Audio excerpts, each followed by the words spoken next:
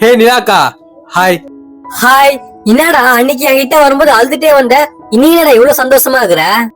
உங்க புருஷன் சூரியனு அவங்க தப்பெல்லாம் உணர்ந்துட்டாரு. இனிமேட்டு மனுஷங்களுக்கு பூமிக்கு எந்த ஒரு கஷ்டத்தையும் கொடுக்க மாட்டாரா, அவர்கிட்ட இருந்து வர நன்மைகளை மட்டும் தான் கொடுப்பாரா. அப்படியா? எப்படி என் புருஷன் இவ்வளவு நல்லவரா மாறினாரு? அதுவாக்கா, அது ஒரு பெரிய கதை. நான் வீடியோவா போட்டுக்கிறேன், பொறுமையா உட்காந்து குடும்பத்தோட பாருங்க. அக்கா, உங்ககிட்ட ஒன்னு சொல்லணும்.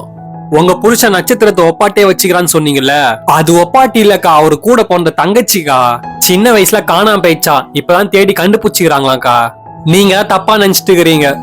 ஆமாண்டா தம்பி, எனக்கே இந்த விஷயம் கொஞ்ச நாள் முன்னாடியா தெரிய வந்தது. இந்த விஷயத்த தெரியாம நான் என் புருஷன் தப்பா நினைச்சு அவர் அசிங்கமா ஒரு மாதிரி பேசிட்டேன். மறுபடியும் நான் என் புருஷன் கிட்ட போனா அவர் என்ன ஏத்துப்பாரான்னு தெரியலடா தம்பி.